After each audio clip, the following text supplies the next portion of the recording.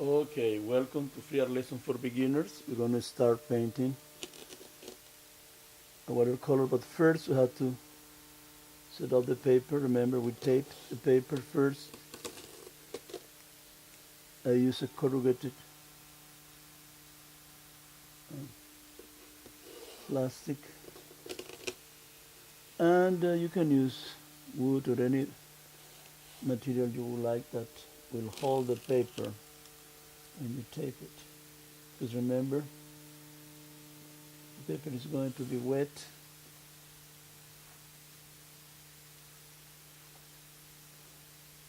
And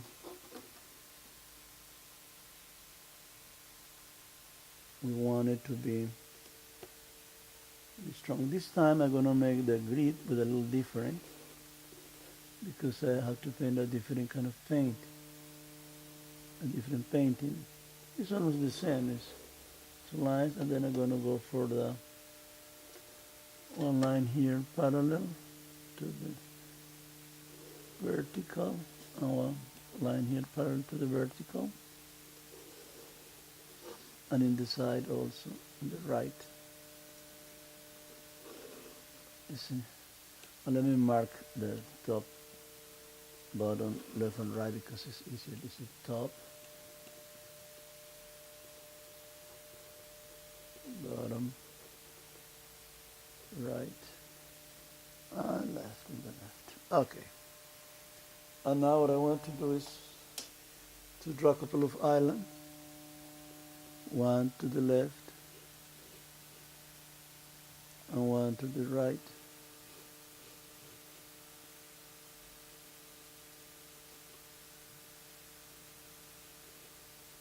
And then maybe kind of a cascade, little cascade here. And here the mountain on the background.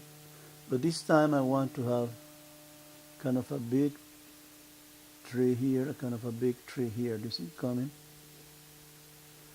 And I'll have the reflection also. Let's mark more or less where the vegetation starts and the bushes and so on, and where the kind of rocks are. We're going to have maybe here one rock as we had before and another one here, more or less. Now once we have that, we start with the number 12 paintbrush. We start just wetting. Let me put this closer.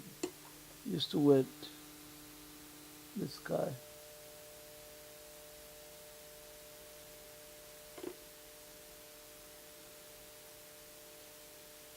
A little bit of the trees. See? And the water on top and at the bottom. You see the water on top and at the bottom. Because remember, we have to make the reflection. A little bit of water. Okay, my paper is wet. Now I can start painting with the number 6. This is the 4. Let me find number 6. I have it. This is my number 6. Yes. And then I go for a little blue.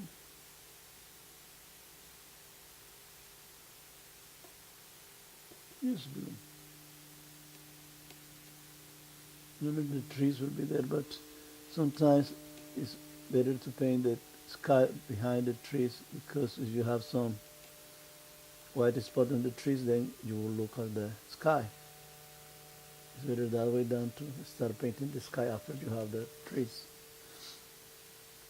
Now, we have also to remember that we have to paint the water here and the water here, the reflections, and maybe also the, how you call it, the fall. Well, we need some kind of green here.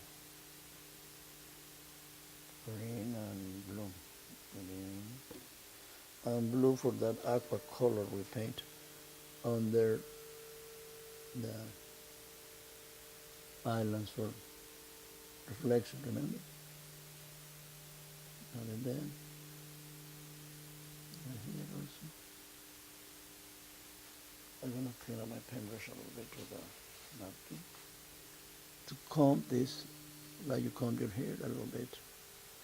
See, very softly, almost not touching. You go almost not touching. You touch it, but very, very soft, very, very little. You almost not touch it. See what's coming along? And now we have to have the same at the distance where the mountain ends and the water starts. You see, you have to come here. This is just a little line, but it has to be there.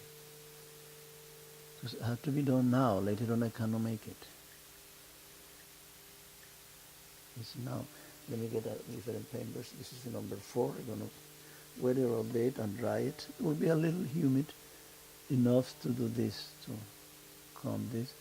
And I need now to define clearly the horizon line there. Then, therefore, I'm going to go again with paint. Okay? And then I have to go through all of this. Okay. Now we need this to be a little darker, the reflection. Then we have to have more blue, more green, maybe a little purple there. And then we're going to go for a darker color. Remember in watercolor you start from light, painting with light colors, and then you go with darker colors. Because it's difficult the other way around. It's impossible practically. You cannot go with light colors on top. That's for the tempera or acrylic or oil. But watercolor, you have to know where the light is going to be before you start painting. That's why I know that here it will be. You see, this is something I don't like here. Then it's kind of like this. Comb it a little bit. And of course we can continue working on it once we start painting the island. But for the moment, we're going to leave it like that. Let's put a little bit here, a little more detail and the distance. And now we have to deal with the mountains. Remember I explained you we have a couple of trees here that I'm going to cover almost all of the area with those big trees. But it doesn't matter, we still have to have our sky. And let me get a little purple here, a little green, try to make a little mountain in the distance. Let's see if I can make it here.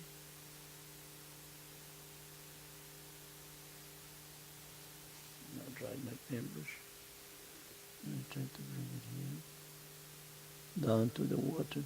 But down to the water I want to have kind of a line of little trees. This I don't like what I'm seeing here because the paint is bleeding into the sky. You see, it wasn't dry enough. See what I mean? But it's okay. Now I have to make kind of a line of green vegetation here in this line.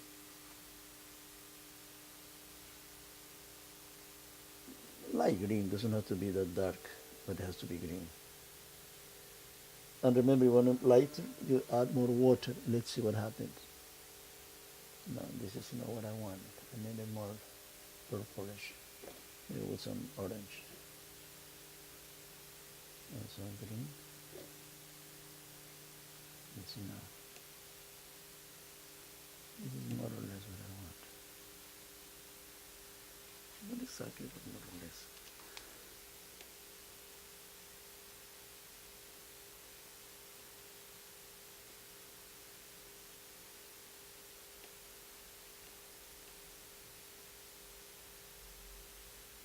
Now I'm trying to do the vegetation that is far away in the distance, you see? You see it far away in the distance. Sometimes you won't see it, but still I have to mark just in case I have a white spot, and then it will be seen through. Can you see the mountain there? We're going to reinforce a little bit with a purple, which Let me force it to see this time. It will stay there.